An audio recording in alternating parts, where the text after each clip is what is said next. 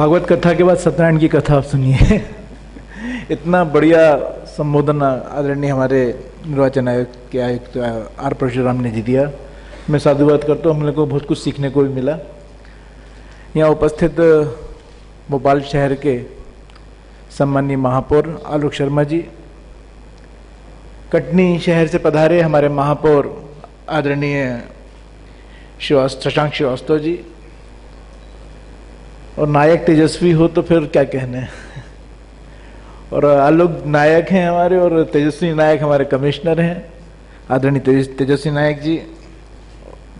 और लाइट से संबंधित यहाँ पे 3 दिन की जो कॉन्फ्रेंस हुई, देश के हमारे बहुत ही मर्मज्ञ अधिकारी अन्य प्रदेशों से भी पधारे और हमारे भोपाल हमारे प्रदेश के भी अधिकारी यहाँ उपस्थित हैं। आप सबका राजा भोज की नगरी, झीलों के शहर, और बल्कि अभी जो आपने नया नाम दिया लीफ लेक सिटी, आप सबका हार्दिक स्वागत करता हूँ। स्मार्ट सिटी के संदर्भ में लगातार अभी आपने 2 दिवसीय चिंतन मनन किया, मंथन किया, और हम कैसे स्मार्ट रहें, हमारे शहर कैसे स्मार्ट बने। और हमारा सौभाग्य कि ये जो चिंतन मंथन हो रहा है भोपाल शहर में हो रहा है, और भोपाल शहर हमारा कैसे स्मार्ट बने। वैसे मैं कह सकता हूं कि भोपाल हमारा स्मार्ट है, लेकिन इसको और स्मार्ट कैसे बनाया जाए।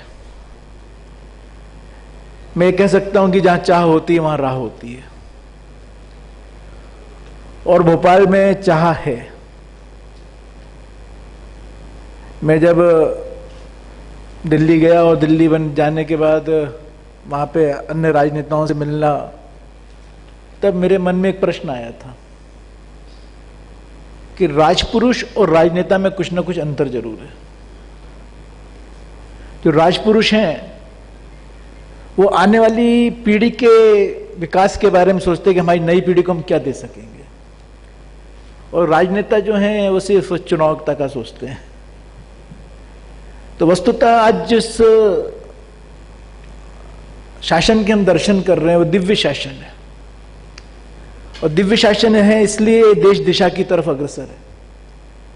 और दिशा में ही हम कहें तो डी से दिव्य और शास्य शासन, और इसलिए देश दिशा की तरफ अग्रसर हो रहा है। वस्तुतः एक छोटा सा एक उदाहरण मैं आपके सामने देता हूं। एक छोटी सी स्टोरी थी, जब बच्चे थे, तब छोटे थे, तब हमने सुनी थी।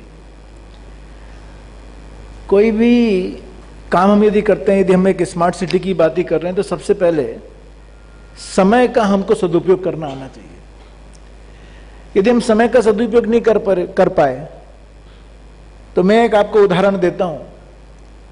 माननीय अटल बिहारी वाजपेयी जी देश के प्रधानमंत्री थे, और इन्होंने एक योजना रिवर इंटरलिंकिंग की लाए थे।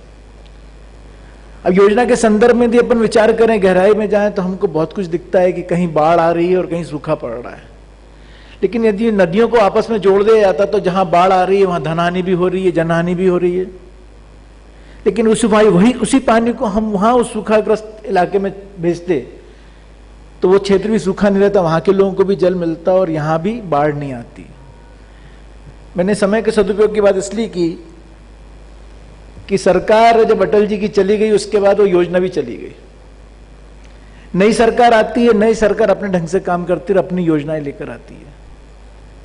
तो हमको तो मानना चाहिए कि हमको जितना समय मिला, इस समय में हमने जो योजना बनाई है उसमें हम पूर्ण रूप से सफल हों, और उस योजना को हम इंप्लीमेंट कर सकें। मैं जो कहानी आपको सुनाने वाला था वो ये थी कि बचपन में हम छोटे थे तब हमें सुनाई थी कि एक राजा था और उसका कोई उत्तराधिकारी नहीं था। तो वो चिंतित हुआ कि अब मैं आयु क्षीण हो रहा हूं और मेरे बाद मेरे राज का राजा कौन होगा। तो उसको चिंता हुई, तो उसने अपने महामंत्रियों को सबको बुलाया, पूछा कि भाई ये बड़ी एक चिंता का विषय मेरे सामने है कि मेरे बाद मेरे राज का राजा कौन। तो उसमें एक ने सलाह दी, एक काम करो आप कि आप डुंडुबी पिटवा दो। पुराने जमाने में डुंडुबी पिटवाई जाती थी। आप पूरे राज्य में सूचना भिजवा दो कि मैं 1 वर्ष के लिए राजा बनाऊंगा, और जो राजा बनेगा वो 1 वर्ष के लिए बनेगा, और 1 वर्ष के बाद नदी के उस पार जो बीहड़ है वहां छोड़ दिया जाएगा, वहां जंगली जानवर हैं, अवश्य मृत्यु भाग जो उसको प्राप्त होगी। तो एक बुजुर्ग थे, बहुत बीमार भी थे, उन्होंने कहा कि जीवन का अंतिम समय है, 1 वर्ष के लिए राजा ही बन जाओ। वो राजा बन गए। समय अपने गति से चलता रहा और वर्ष पूरा हो गया, उनकी मृत्यु नहीं आई। अब जब उनको कहा गया कि आपको नदी के उस पार बीहड़ में छोड़ना है, तो बहुत रोए। ऐसे करते 2-3 लोगों ने अपने प्राण गंवाए। लेकिन एक बहुत समझदार नवयुवक था, उसने कहा मैं राजा बनूंगा।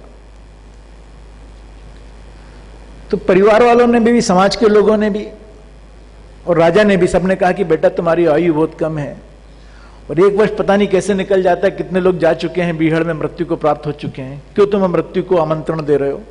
उसने कहा नहीं, मैं तो राजा बनूंगा। वो राजा बन गया। समय वैसे ही पूरा हुआ। सैनिक गए उसको लेने के लिए, तो पहले से ही जाके अपने राजसी वस्त्र उतारकर, अपने जो वस्त्र पहनकर आया तो पहनकर खड़ा था और जाके स्वयं नाव में जाकर बैठ गया कि मुझे अब बीहड़ में, उस नाव नदी के उस पार बीहड़ में जाना है। राजा भी चिंतित हुआ कि अभी तक तो जितने लोग थे पहले, उनको तो पकड़ पकड़ के वो रोते गाते जाते थे, ये हंसते हंसते जा रहा है, कोई ना कोई कारण जरूर है। तो उसको वापस राजमहल बुलाया और उससे पूछा, तो उसने बहुत सुंदर बात कही।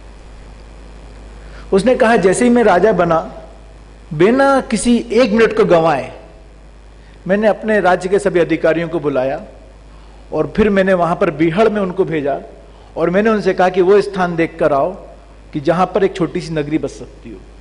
और अविलंब मैंने उन बीहड़ को वहां पर साफ करवाया और वहां पर मैंने शौचालय बनवाए, मैंने वहां पर विद्यालय बनवाए, वहां पर मैंने अस्पताल बनवाए, वहां पर मैंने छोटी सी नगरी बना दिए, चारों तरफ मैंने बारबेड वायर फेंसिंग करा दिए और एक छोटी सी नगरी बन गई। मेरे कोई चिंता नहीं, मैं वहां कर आ जाऊं। तो वही मैं आज कह रहा हूं कि माननीय प्रधानमंत्री जी ने शायद ये कहानी सुनी होगी और इसलिए उन्होंने जो बात कही आदर्श ग्राम की और आज स्मार्ट सिटीज की, हमको समय का सदुपयोग करना आना चाहिए। हमारे पास अब अभी जैसा कि आदरणीय आर परशुराम जी बता रहे थे कि पैसे की कमी नहीं रहने वाली है, लेकिन समय के साथ साथ उस पैसे का हमको सदुपयोग करना आना चाहिए।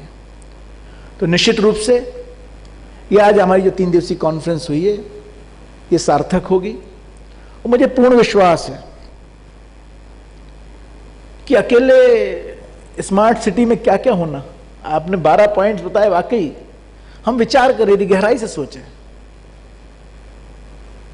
आज कल रात को मैं टेलीविजन पे देख रहा था, न्यूज सुन रहा था, नोएडा का एक क्लिपिंग्स आ रहे थे, वो उन्होंने जो कैमरे लगा रखे हैं चौराहे पे, उससे उन्होंने क्लिपिंग्स निकाली थी। लगातार वहां पर एक्सीडेंट्स हो रहे हैं, 6 लेन 8 लेन वहां पर भी बना दी गई है, लेकिन कर्व्स हैं, वो एक्सीडेंट जोन बन गए। लोग इतने स्पीड से आ रहे हैं कि अब जब तक टर्न होते हैं उसका पता पड़ता है कि उनको अपने प्राणों से हाथ धोना पड़ता है। तो हम क्या देना चाहते हैं समाज को? मैं एक आपको उदाहरण देता हूं। एक 1500 स्क्वायर फीट का प्लाट है और उस व्यक्ति ने उसको बनाया और उसने कोई आर्किटेक्चर से बात नहीं करी, बिना योजना के उसने उसको मकान को बनाया और उतना ही पैसा लगा। लेकिन दूसरा व्यक्ति जो उसका पड़ोसी, उसने ही 1500 स्क्वायर फीट में जो मकान बनाया, उसने पूरी चिंतन मनन करने के बाद, बहुत विचार करने के बाद कि कहाँ किचन होना चाहिए, कहाँ लेट बाथ होना चाहिए, क्या वास्तु है, और प्लानिंग से उसने बनाया, उतने ही पैसे में उसने मकान बनाया। अब दोनों को हम यदि सामने देखेंगे तो आपको समझ में आ जाएगा कि कौन सा मकान अच्छा है। हमको योजना जो बनानी, बहुत ढंग से बनानी। बिल्कुल ठीक आप बात कह रहे थे कि हम सड़कें बना देते हैं और सड़कें बनाने के बाद मालूम पड़ता है कि बाद में हम नालियां बनाते हैं, बाद में हम इलेक्ट्रिक पोल खड़े करते हैं।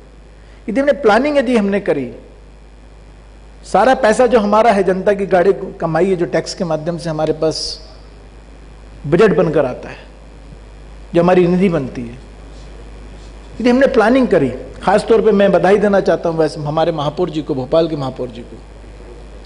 वो पार्षद भी रह चुके, मैं पार्षद भी रहा। अन्य प्रदेश से, जो देश से हमारे लोग आए, मैं उनको बताना चाहता हूं कि उस जमाने में मेरे पिताजी ने मुझको बोला कि मेरे को चौक लेके चलो, मेरे को संगमरमर की गलियां देखनी है।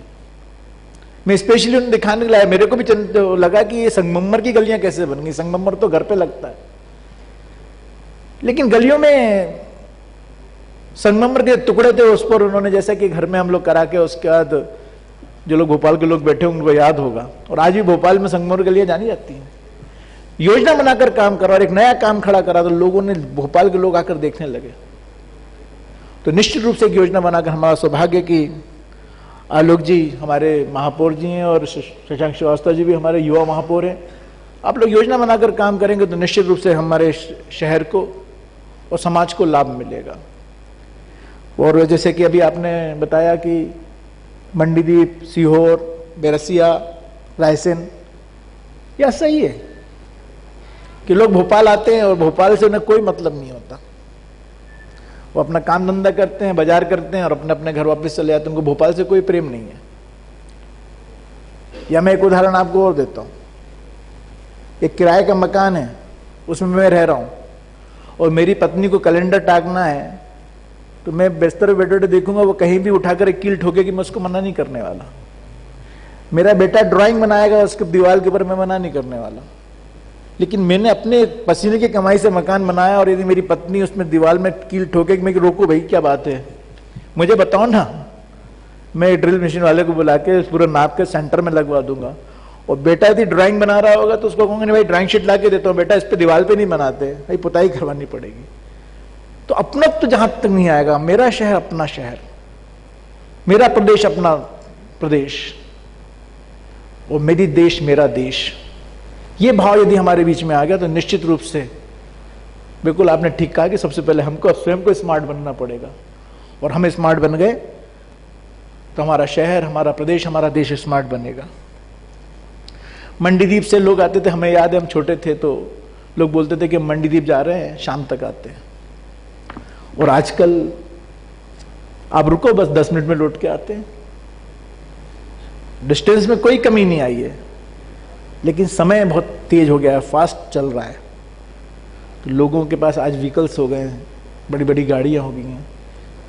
लेकिन मेरा अपना मानना है कि ये शहर, इसको बचाए रखने की बहुत आवश्यकता है। और निश्चित रूप से आज ये जो 3 दिवसीय आपने यहाँ समुद्र मंथन किया है और यहाँ जो अमृत मिला है, इससे मेरा भोपाल ही नहीं, मेरा प्रदेश ही नहीं, मेरा देश लाभान्वित होने वाला है। प्रधानमंत्री जी का जो स्वप्न है वो स्वप्न पूरा होने जरूर होगा, निश्चित रूप से होगा।